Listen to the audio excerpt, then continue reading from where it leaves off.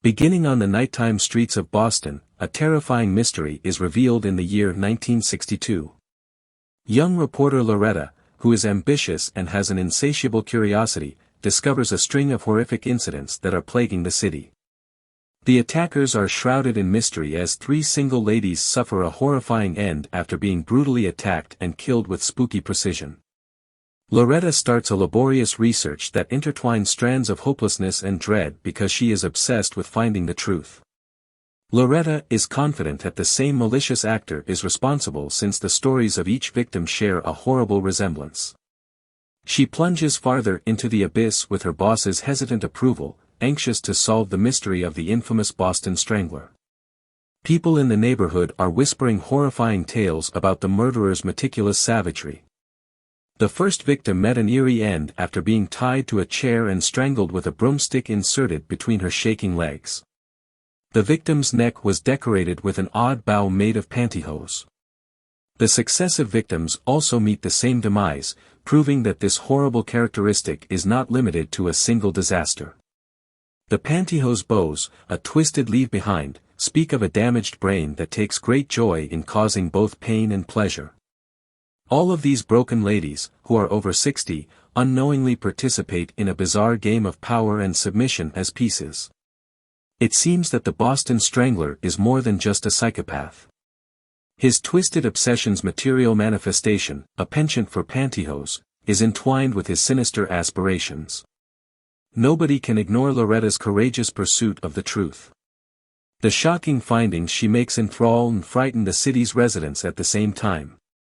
However, dissent grows as the truth permeates the general mind. The police department feels the weight of the people's strain as the cacophony of public uproar pierces the air. The chief grudgingly suspends the inquiry after giving in to the uproar, leaving the city in a state of irritated stillness. Evil, however, has a way of enduring. The Boston Strangler waits in the shadows, undeterred by the waning resolve of those entrusted with safeguarding the defenseless. He attacks once more, his malice reaching new heights, like a predator waiting in the shadows. This time, he disguises himself as a maintenance worker before striking an elderly woman viciously with a hammer and drowning her in her own bathtub. As the heinous act grabs headlines and inspires newfound vigor, the city finds itself once again engulfed in a media frenzy. Given the urgency of the circumstance, Loretta is given a helper who will be an ally against the oncoming night. As they meticulously piece together the killer's jigsaw, days morph into nights and vice versa. They seek consolation among the bereaved relatives in their unrelenting search for justice, trying to discover any nuggets of truth from their broken lives. The shocking disclosures rock the city to its very core, sending tremors of dread and rage crashing into the police station's fortification. As a horde of reporters enter the building in search of both justice and answers, the demand for information gets too loud. The malicious entity re-emerges from the depths of his malevolence, caught in the vortex of turmoil and growing pressure. A young woman's terribly short life serves as a stark reminder of the threat that Boston faces. The killer is described as a white man with black hair who is a little grain of sand in the wide desert of the unknown in the witness's statement. In an effort to understand the warped mentality driving the craziness, Loretta seeks the advice of a psychologist out of desperation for understanding. A hint of comprehension emerges during their discussions. The expert's comments allude to the psychological trauma that frequently afflicts serial killers and link their behavior to memories of the past.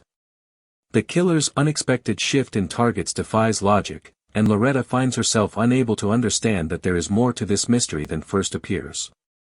She will need to cut through the shroud of mystery that hides the killer's actual motives while the city waits for answers and justice hangs in the balance. The killer's tactics appear to be being used by someone else to commit crimes. The investigation continues up to New Year's Eve, when Loretta finds out about the sixth murder. This time, a young woman is the victim, and a witness observed the murderer disguising himself as a talent scout. Despite Loretta's desperation, the case seems to be twisting and becoming more complicated than she had imagined. The murderer soon goes for a different young woman. He gains her trust by pretending to be a heater repairman before sneaking up behind her and killing her with a chokehold. Within a few days, the bodies of two more young ladies are found, both of whom had been strangled and had a bow around their necks. In order to acquire information, Loretta and her assistant split up. The assistant digs into the secretary for a toy company, Mistress, who is the seventh victim. She is the CEO of the company's mistress, according to her employees, and they were arguing over her pregnancy. In the meantime, Loretta looks into the eighth victim, a female college student who had just ended her relationship with Daniel. Her mother claims that Daniel has strange behavior and was expelled from the university for harassment. The boss and Daniel appear to be the main suspects in the investigation. Loretta physically presents the proof to the in-charge officer at the police station after walking there. Based on Loretta's cues, the police stalk out the mistress' apartment and ultimately catch the boss in the act. During the interrogation, the boss confesses having an affair with his mistress but rejects any involvement in the killings. Unfortunately, there is not enough evidence to convict him. The police did not discover any proof connecting Daniel, the ex-boyfriend of the eighth victim, to the killings. As the investigation comes to a close, Loretta is disappointed with the police's performance. Soon later, she receives a call from the New York Police Department informing her that a murder like the Boston Strangler had taken place inside their jurisdiction. An old individual with a bow wrapped around their neck has been identified as the victim, and Paul, the suspect, has been taken into custody. Paul was in Boston before the first 5 killings, the investigators learned from looking through his documents. The Boston police refused to assist, despite the New York police making several calls to them to confirm and even traveling there to conduct an investigation. Due to a lack of evidence, the New York police are required to release the suspect. Indignant with the Boston police's inactivity, Loretta quickly drafts a press release denouncing their ineptitude. In response, the police identify Loretta and her aide and charge them with interfering with the inquiry. Within a few days, Loretta starts to get a lot of strange visitors and death threats. She is adamant that she would keep looking into this matter until the truth is out, despite the threats. The policeman soon approaches Loretta and presents her to Albert, the guilty party. For harassment and violence, he had previously been sent to a psychiatric hospital. His approach is to pose as a repairman or talent scout to win the victim's trust. A witness claims that Albert touches the victim's thighs with his hands rather than using any measuring devices to determine the victim's body size. Loretta remembers that during the 6th incident, a witness related how the offender pretended to be a talent scout in order to trick them. Albert seems to meet the murderer's description. The officer in charge is informed of Loretta's findings, but he is skeptical that Albert is the killer because he was a patient at the mental hospital for the first 6 instances. When Loretta visits the mental hospital again to look into the situation, she finds significant holes in Albert's discharge paperwork. It turned out that under the pretense of seeing his family, he had already been fired. Perhaps he used it as an excuse. The authorities then ask a witness who has been paying close attention to the hospital to identify Albert. However, the witness does not identify Albert and instead points to George, Albert's roommate. The situation has become slightly more difficult at this point. The in-charge officer tells Loretta that George is a high IQ mental patient who was imprisoned for killing a gas station employee a year ago. He does, however, have a plausible explanation for where he was during the killings. Meanwhile, a renowned attorney shows up unannounced on the scene. Albert and he have come to a deal whereby Albert readily admits to all of the atrocities, but his confession is not admissible as evidence. In exchange, the prosecution will bring new charges against him and seek a life sentence. With only Albert's consent, the lawyer also plans to write a book titled Confessions of the Boston Killing Spree that will net him a 6-figure payoff. Everything is baffling to Loretta. Albert is being used as a scapegoat by the government to allay public pressure, and in return, he stands to earn from his notoriety as the Boston Strangler. The case is absurd and terrible since there was no trial or investigation. It is immediately resolved, but many questions remain. In 1965, there are more occurrences of tracking, and just as before, the victims are strangled with a bow around their necks. It looks like the Boston Strangler is returning. Without wasting any time, Loretta rushes to the spot and, with the help of the local police, checks the death certificates to confirm that the killer's technique is the same as previously.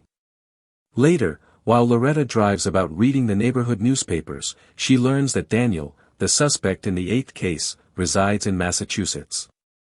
When the local police are informed of this, they learn that Daniel spent 2 years in a mental hospital sharing a room with George, who was found guilty of killing a gas station worker. Police detain Daniel, but after refusing to confess during questioning, he is released the next day due to a lack of evidence. Albert's confessional recording, which purports to be the Boston Strangler, is Loretta's sole remaining source of hope. With the officer's aid, she is able to collect the crucial piece of evidence. After listening to the recording, they realize that Albert's confession is filled with mistakes and that his lawyer intentionally pressured him to make up information that doesn't exist. When Loretta gets a call from Albert, who has decided to disregard the deal he made with his attorney, they are set to uncover the truth. He arranges a rendezvous with her at the jail so he can tell her everything. However, Albert is killed by another prisoner before they can ever meet. When the truth passes away with him, Loretta is shocked and devastated. When she finally makes it to the prison, it is already too late and packed. In front of her, a janitor enters and hands her a message. Following the indications on the message, she finds an informant who was a former prisoner of the same mental facility. He asserts that Albert shared their room when they were both patients at the mental hospital. They were in the same room as Daniel and George. During the killings, Daniel and George obtained a lot of information, which they later used to enlist Albert. In order to use Albert as a scapegoat, George later hired a lawyer who created the fake job offer. They were motivated by money because they might potentially get $10,000 for each murder they reported and get away with more than $100,000 in total. As the tale comes to a close, Loretta uses this knowledge to piece together the case. There is more than one member of the alleged Boston Strangler gang. The earlier killings may have been carried out by Paul, who was detained in New York but freed owing to Boston police negligence. Others, like the boss who killed his mistress, Daniel, who threatened his ex-girlfriend, and George, who pretended to be a talent scout, copied the Boston Strangler by killing young women. Albert was only used as a scapegoat by the police, who could have sent the prisoner to kill him in order to quiet him. Soon later, Loretta finds out the truth and spreads it, setting off another social uproar. The police launch a fresh investigation into the killings under pressure. Through their efforts, Loretta and the assistant are given a second shot to crack the case. It still leaves me disappointed. Daniel is not charged with murder as a result of Loretta's commitment to the inquiry, which also leads to the breakdown of her marriage. George does not get his prize either. The 13 horrifying murders are the result of 12 unanswered puzzles. Hope you enjoyed this video. Don't forget to subscribe if you want to stay updated on future videos. Leave a like to support the channel.